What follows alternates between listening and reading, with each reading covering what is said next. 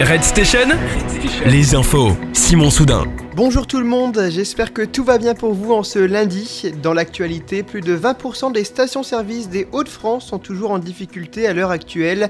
La grève chez Total Energy a été reconduite jusqu'à au moins demain, jour où elle s'étendra à l'ensemble des professions. Seront surtout concernés les domaines de l'éducation, du transport routier ainsi que de la SNCF. La grève de la SNCF pourrait être reconductible. Des organisations de jeunesse ont également lancé un appel à la grève.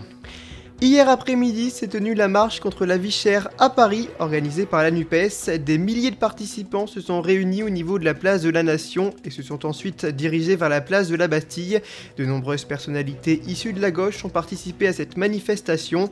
Durant l'après-midi, quelques incidents ont pu être observés. 2000 policiers et gendarmes ont été mobilisés pour cette journée. Dans l'actualité régionale maintenant, l'Urban Trail est de retour à Saint-Omer. Cette année, il se déroulera le vendredi 9 décembre courant la soirée. Les coureurs s'aventureront dans un parcours de 10 km. Les inscriptions à cet événement seront ouvertes à compter de lundi prochain, le 24 octobre à 8h. Si vous souhaitez y participer, il faudra faire vite. L'an dernier, les places disponibles avaient été prises en quelques minutes seulement. Sobriété énergétique exige, la ville de Renescure va réduire la durée d'éclairage public. Les lumières seront prochainement éteintes entre 23h et 4h. La commune maintiendra les illuminations de Noël, mais elles ne s'éclaireront pas durant la nuit.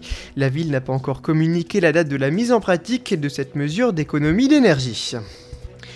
Un parc de loisirs devait être aménagé à Moule, près de Saint-Omer, mais ce projet a été abandonné. À l'origine, il aurait dû prendre place au niveau de la Sablière. La commune ouvrira tout de même un espace loisirs aux côtés de la salle des fêtes. À Campagne-les-Édins, dans le Pas-de-Calais, Quentin Tellier, un jeune passionné d'histoire locale, a relevé un défi ce samedi 15 octobre, celui de reproduire 2 photos de classe de 1946, des élèves qui sont aujourd'hui octogénaires. Le rendez-vous avait été donné en fin de matinée devant la mairie de la commune. Les anciens écoliers ont été ravis de se retrouver. Et on termine avec un mot de sport. Hier, le Sporting Club Hasbrouckois affrontait l'US Market. C'est l'équipe d'Hasbrook qui a remporté la victoire 2-0. Voilà pour l'actualité. Bonne journée à tous.